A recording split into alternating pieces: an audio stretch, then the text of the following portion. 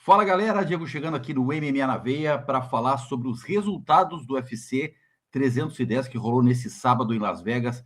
E na tela tá aí o brabo Alexandre Pantoja, o brasileiro que manteve o cinturão peso mosca ao derrotar o Asakura, atleta japonês contratado do Rizin exclusivamente para fazer essa luta. Obviamente ele vai fazer outras agora pela organização, mas ele foi contratado do Rizin, era campeão lá, foi contratado porque o Pantoja já varreu a divisão peso mosca praticamente, teve a chance logo na sua estreia de lutar contra o campeão e foi amassado, embrulhado e foi posto para dormir cedo o japonês. Mas vamos começar aqui passando todas as lutas desse evento, que foi um evento bem interessante, que teve ótimos confrontos, alguns bem controversos resultados, e a gente vai passar aqui rapidamente essas lutas iniciais.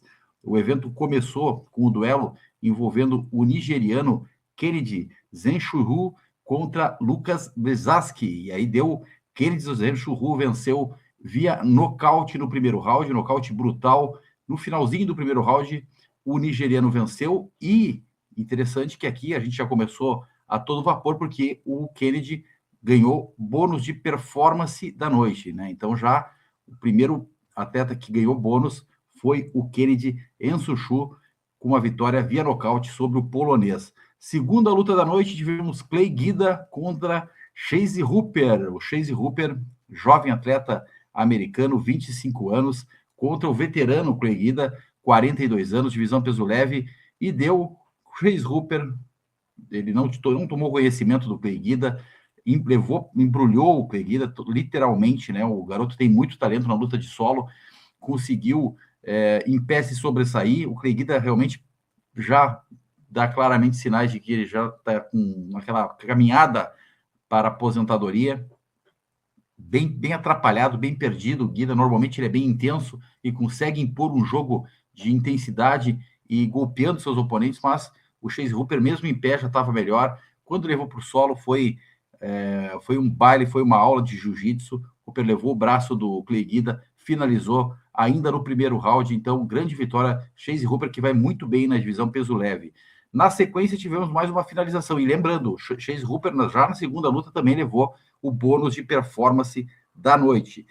Michael Chiesa enfrentou Max Griffin, duelo válido para a divisão dos meio-médios, e deu Michael Chiesa, conseguiu, no final da luta ali, no terceiro round, uma bela finalização, aplicou o mata-leão, uma luta que estava bem disputada. Michael Chiesa, a meu ver, estava superior nos rounds iniciais, já conseguindo se sobressair na luta em pé, mesmo que o Griffin tenha uma boa luta em pé, uma boa trocação. O Chiesa conseguiu se sobressair na luta em pé, levou o primeiro round, o segundo round foi um pouco mais equilibrado, mas no terceiro o Chiesa botou para baixo e fez seu jogo, onde ele realmente domina, que é a luta de solo, é a arte suave. Michael Chiesa finalizou Max Griffin no terceiro round. Importante vitória do americano. Na sequência aqui tivemos uma luta espetacular entre Cody Durden contra Joshua Van. Aqui seria um dos duelos que, se fosse levar bônus de luta da noite, não seria nenhum exagero, porque os dois travaram uma grande batalha, uma grande guerra. Divisão peso mosca, vem aparecendo aí, ó, Joshua Van, fica de olho nesse atleta, porque ele realmente é muito talentoso, foi superior, foi uma guerra, uma verdadeira guerra. O Durden vendeu muito caro ali a derrota, mas a técnica do Joshua Van realmente foi claramente superior, e ele conseguiu, na decisão unânime dos juízes, vencer o confronto sobre o Cody Durden, na decisão unânime. Aqui, para mim, ia ter uma surpresa, eu esperava bem mais do Chris Weidman, duelo que acabou sendo ali uma categoria de peso casado, contra o Eric Anders. O duelo acabou com um nocaute técnico do Eric Anders. O Chris Weidman não conseguiu praticamente fazer nada no duelo, né? O Eric Anders é um atleta bem limitado, mas ainda assim fez gato e sapato ali do ex-campeão Chris Weidman. Conseguiu no segundo solo impor um ground and pound pesadíssimo, muitos golpes na cabeça, até a interrupção do árbitro, garantindo assim a vitória do Eric Anders via nocaute técnico a 4 minutos e 51 segundos. Faltava pouquinho para acabar o segundo round, o Chris Weidman até reclamou ali com o árbitro, mas, cara, ele passou praticamente metade do segundo round no chão, e o Eric Anders se posicionando ali para bater na cabeça dele. até que chegou o momento em que o árbitro entendeu que deveria realmente interromper a luta. Eric Anders vence Chris Weidman via nocaute técnico no segundo round.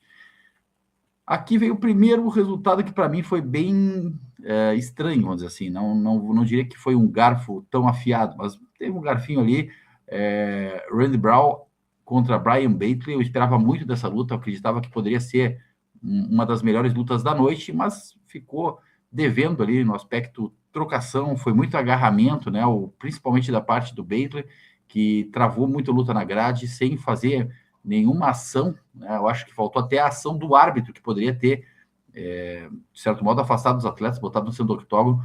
O Randy Brown, para mim, garantiu o primeiro round. Para mim, ele foi superior no segundo. O terceiro, talvez, o Battley foi levemente superior, porque segurou muito na grade, ele conseguiu algumas ações na grade. Mas o fato é que foi uma luta bem morna, né? Eu esperava bem mais. Teve boas ações dos dois lados em um determinado momento, né? Conseguiram conectar alguns golpes, mas para mim a vitória foi do Randy Brown. Porém, na decisão do juiz, decisão dividida, deram vitória para o Brian Battley, acabou vencendo a luta na divisão dos meio-médios. Eu previa que talvez o vencedor dessa luta aqui entrasse no ranking da divisão dos meio-médios. Não sei que com a performance do Brian Battley ele vai conseguir ingressar nesse ranking. Avançando aqui, tivemos aí sim uma luta que eu não estava levando muita fé, não esperava muita coisa, além de um Evloev segurando muito a luta e travando muito a luta. Então a gente teve Movsar Evloev contra Aljamain Sterling, divisão peso-pena, e aqui foi realmente um show de grappling. Para quem gosta de luta agarrada, a gente viu um espetáculo, dois atletas extremamente intensos, muitas variações na luta de solo, muita técnica, muita qualidade, diferenciada o jogo. O Evloev é muito talentoso, um baita do atleta, o russo é invicto, inclusive, né? No MMA profissional, no UFC são 9 lutas, 9 vitórias, todas na decisão unânime. Eu não esperava nada diferente nessa luta, imaginava que a luta fosse chegar na decisão dos juízes, mas eu esperava que nós tivéssemos uma luta tão interessante, de tanta qualidade. Os dois entregaram uma luta muito boa para os fãs, e para mim, aqui foi a segunda decisão, de certo modo, controversa. Para mim, a vitória foi do Aljamain Sterling. Ele foi levemente melhor em 2 dos rounds da luta. Para mim, o round 1 e o round 3 foram do Sterling. Até não dava, até não tinha margem para tanta dúvida ali, né? Eu acho que para mim ficou até, olhando pela TV, pelo menos a leitura foi bem clara ali. O round 1 para o Sterling, o 2 para o Evloev, o 3 para o Sterling, tudo margem curtinha, mas deu para ver esse resultado round a round. Entretanto, na decisão do juiz, decisão unânime, vitória de Movsar Evloev, garantindo assim sua manutenção de invencibilidade. Divisão peso-pena, o Evloev aí vai para as cabeças, já é top 5, e agora eu não sei o que vão fazer aí nessa divisão, porque o russo chega mesmo para fazer barulho nessa divisão peso-pena. Na sequência, um resultado extremamente importante, né, se recuperando de uma sequência negativa, Vicente Luque venceu o Themba Gorimbo via finalização no primeiro round. Foi com poucos segundos, 52 segundos, o brasileiro conseguiu uma finalização rápida, brutal, fulminante. Ele conectou num contragolpe, um jab direto, e o Gorimbo meio que desequilibrou. O Vicente já foi ali para um triângulo de mão e liquidou a fatura. Vitória do brasileiro, importante vitória do brasileiro, que diz que volta agora com tudo, que ele vai realmente finalizar todo mundo na divisão. E que bom que o Vicente conseguiu essa vitória, estava precisando se recuperar de uns resultados, de um perde-ganha danado que ele andava aí na sequência. Na luta que aqui a gente já ingressa na última luta do card preliminar, Dominic Reis contra Anthony Smith, duelo válido pela divisão dos meio pesados. A luta que praticamente encerra aí a carreira do Anthony Smith, domínio absurdo e claro do Dominic Reis. O Anthony Smith, ele acaba se abrindo muito nas lutas, né? E ele é muito talentoso na luta de solo, mas no primeiro round teve um momento ali que ele baixou a guarda e deixou o Dominic Reis bater na cabeça dele. O Dominic Reis teve todas as possibilidades ali para conectar os golpes no rosto do Anthony Smith, que baixou a guarda, literalmente baixou a guarda e foi tentar defender com a testa, né? Tomou golpes pesados ali, estava para mim, uma viagem total do Anthony Smith, né? No segundo round, o Anthony Smith conseguiu pegar a perna do Dominic Reyes, travou, colocou entre as suas pernas a perna do Dominic Reyes, ficou segurando para tentar quedar, só que o Dominic Reyes aproveitou a posição para bater na cabeça do Anthony Smith, ficou ali batendo, o Anthony Smith não largava a perna e o Reyes seguia batendo na cabeça, cotoveladas e socos, da posição que ele conseguiu ali se posicionar para bater, até que o Smith foi cedendo, foi para o chão e o Dominic Reyes seguiu no ground and pound pesado até a interrupção do árbitro. Vitória de Dominic Reyes via nocaute técnico no segundo round. O Anthony Smith aí praticamente encerrando sua trajetória no UFC. Na sequência, já no card preliminar, tivemos uma aula de MMA. Nate Landwehr enfrentou Do Rochoi, o sul-coreano, que é muito talentoso, muita qualidade técnica, muito inteligente, o cara que tem um jogo bem completinho, né? E ele fez do americano um adversário parecer bem fácil até, né? O sul-coreano teve um amplo domínio nos 3 rounds, tanto na luta em pé, tanto na luta de solo, Nate completamente perdido, não sabia o que fazer para parar o sul-coreano, e o Do Rochoi conquistou uma vitória na decisão unânime dos juízes, uma belíssima apresentação, uma belíssima performance. Ele é muito talentoso, ele acabou se afastando por um longo período do MMA por conta do o alistamento militar lá, teve que servir as forças militares da Coreia do Sul, ficou bastante tempo fora, voltou, ficou aí num pé de ganha, mas parece que se reencontrou na organização e conquistou uma grande vitória na divisão peso-pena. Pode ingressar no ranking com essa vitória aí sobre o Nate Landwehr. Luta sequente, ali na sequência tivemos aí o brasileiro Kron Gracie voltando ao octógono contra Bryce Mitchell. E como eu já imaginava, o Bryce Mitchell conseguiu vencer o duelo sem muitas dificuldades. O Kron não me pareceu bem preparado estrategicamente também ali para a luta, mas muito...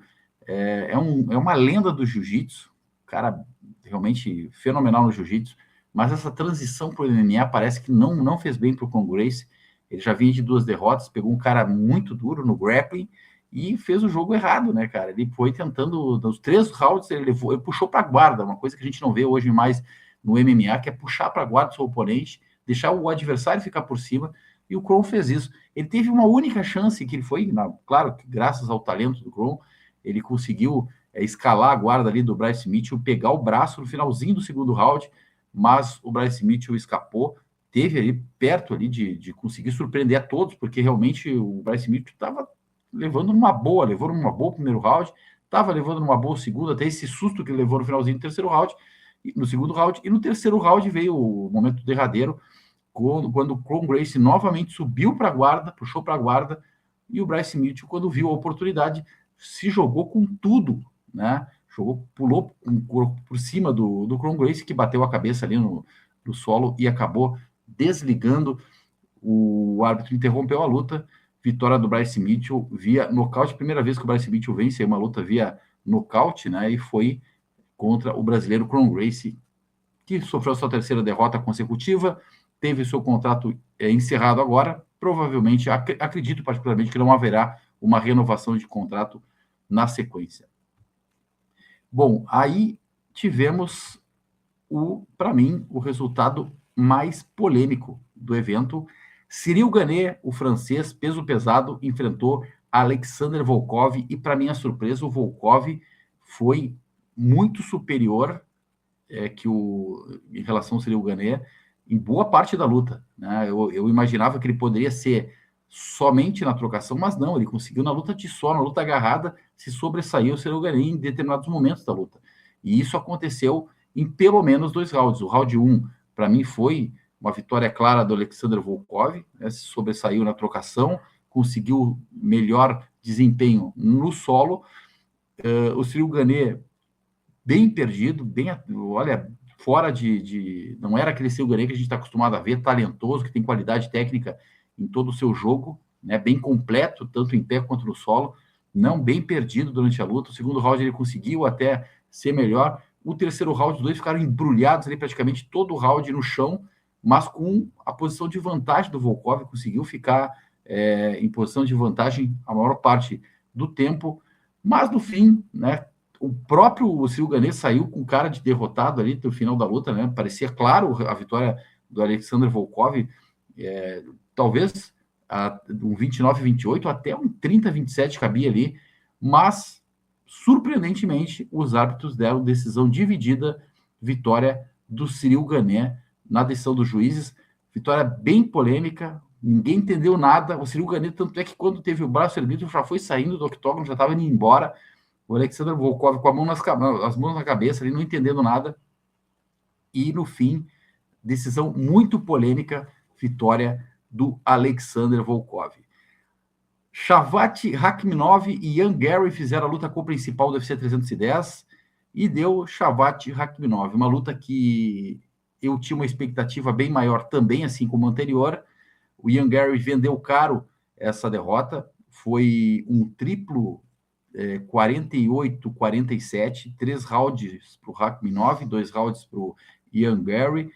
O atleta do Cazaquistão, ele é muito bom, ele realmente é bem difícil de ser batido, ele é bem completo, mas ele sofreu um pouquinho nas mãos do Ian Garry, ali, pelo menos alguns rounds, mas fez um jogo bem, vamos dizer assim, fez aquele jogo para vencer a luta, né? O Rakhmonov foi muito estratégico, né? Travou muito a luta na grade, em vários momentos ali, segurando o Garry contra a grade, teve alguns relances ali na luta, em que ele tentou alguns chutes rodados, entrou com alguns cruzados perigosíssimos ali contra o Ian Garry, mas de um modo geral foi uma luta que se esperava bem mais dos dois atletas, principalmente do Rakhmonov, que já vinha se preparando para enfrentar o campeão. O Ian Garry fez o que pôde fazer, né? Ele é realmente um atleta que tem muito talento irlandês, mas ainda não está no nível, me parece, do Rakhmonov, e isso ficou bem claro para mim nessa luta. Decisão unânime, 3 rounds para o Rakhmonov, 2 para o Ian Garry, e assim, Rakhmonov chamou, inclusive, Belal Muhammad para o octógono ali para fazer aquela encarada tradicional, e certamente, no futuro breve, veremos Rakhmonov enfrentando Belal Muhammad, enfim, pelo cinturão da divisão meio-médio do UFC. E na luta principal, um show de Alexandre Pantoja, ele simplesmente tirou para nada o Kai Asakura, o japonês que chegou no UFC com toda a banca de ser campeão do Rizin, ter sido contratado exclusivamente para lutar pelo título contra o Alexandre Pantoja. Digo exclusivamente porque ele simplesmente foi contratado e já foi colocado para desafiar o campeão. Vai fazer outras lutas na organização, obviamente, né? Fez um contrato de pelo menos 4 lutas aí com o UFC, mas já teve a chance de enfrentar o campeão logo de cara. Para mim, foi uma precipitação e ficou bem claro nesse confronto aí, né? O Alexandre Pantoja muito mais qualificado, muito mais inteligente, um jogo muito sólido. O Pantoja é muito completo, é um grande talento do MMA mundial que tem que orgulhar os brasileiros, porque realmente ele é bruto, é um cara diferenciado e tirou ali para nada o Kai Asakura. Conseguiu travar a luta no primeiro round ali, conseguiu segurar a onda na luta de solo. O Kai Asakura tentou ali alguns relances ali, tentou uma joelhada voadora, tentou alguns golpes ali no brasileiro, mas o brasileiro tranquilamente ficou com o primeiro round. No segundo round, o brasileiro simplesmente fez um movimento brilhante, né? Ele pulou praticamente o que o Conor Gracie estava fazendo, que era puxar para a guarda, escalar e puxar para a guarda em pé. O Pantoja fez isso, ele pulou por cima do Kai Asakura, mas pulou já nas costas do Kai Asakura, né, cara? E botou pressão ali para botar os ganchos, conseguiu puxar para o solo, se posicionou para aplicar o mata-leão e venceu via finalização no segundo round, 2 minutos e 5 segundos, aplicou o mata-leão que o Asakura literalmente dormiu, apagou o japonês. Grande vitória do Alexandre Pantoja, que após a luta desafiou o Demetrius Johnson, chamou o americano para voltar ao UFC, o americano que se aposentou no One Championship, né, já anunciou a aposentadoria. O brasileiro desafiou o Demetrius Johnson, que já, inclusive, se manifestou nas redes sociais, dando conta que ele não pretende voltar a lutar, que ele está aposentado do octógono. Então, espetacular performance do Alexandre Pantoja, que, é bom lembrar, assim como o Vicente Luque, levou bônus também de performance da noite. Então, o Brasil terminou a noite do UFC 310, mantendo o cinturão da divisão peso mosca do UFC. Fico por aqui, tamo junto, os